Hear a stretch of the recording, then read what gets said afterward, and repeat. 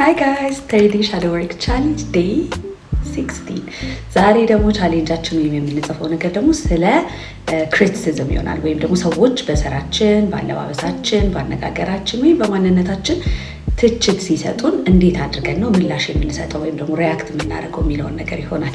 ሁልጊዜም እንደምላችሁ እነዚህ አይነት ነገሮችን በዝርዝር የምንጽፍበት ዋነኛው ምክንያት ምንድነው? ውስጥ ዓለማችን ምን ይመስላል፣ ስለ ራሴ፣ ስለ ህይወት ያለኝ አስተሳሰብ፣ አመለካከት፣ እምነቶች ምንድናቸው የሚለውን ነገር በደንብ እንድንረዳ ነው። ከዛ ከተረዳን በኋላ ደግሞ ሰርቭ የማያደርጉን ወይም የማያገለግሉን አይነት እምነቶች ስለ ራሳችንም ሆነ ስለ ህይወት ካገኘን እነዛን እምነቶቻችንን ወደሚያስፈልገን ወይም ደግሞ ወደሚጠቅመን እምነቶች እንዴት አድርገን መቀየር እንደምንችል እንድንረዳ ነው። የመጀመሪያው ስቴፕ ምንድነው? ውስጣዊ ዓለማችን ምን አለው የሚለውን ነገር አንከቨር ማድረግ ወይም ደግሞ መግለጥ ነው። ስለዚህ ሰው ክሪቲሳይዝ ሲያደርጋችሁ ወይም ደግሞ ይሄ አለባበስ አያምርም፣ ይሄ ስራ እንደዚህ የሆነ አነጋገርህ እንዲህ ነው፣ ብቻ ኤኒ ኤሪያ ኦፍ ዩር ላይፍ ሰዎች ክሪቲሳይዝ ሲያደርጓችሁ እንዴት ነው ሪአክት የምታደርጉት? አንዳንድ ሰው በጣም ዲፌንሲቭ ይሆናል። ምክንያቱም ክሪቲሳይዝ ሲደረግ ልክ አይደለህም ወይም ደግሞ ፌል አድርገሃል ወይም ደግሞ በቂ አይደለህም አይነት ስሜት ሊያሰማው ይችላል።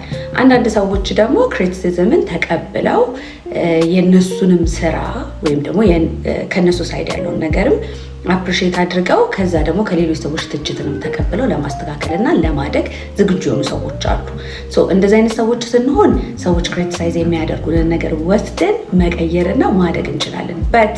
በጣም ዲፌንሲቭ የምንሆን ከሆነ ደግሞ በውስጣችን ገና አለ አይደለ ያልተማመንበት ወይም ደግሞ እርግጠኛ ያልሆንበት ነገር ሊኖር ይችላል ማለት ነው። በደንብ አድርጋችሁ ዝርዝር አድርጋችሁ ጻፉ።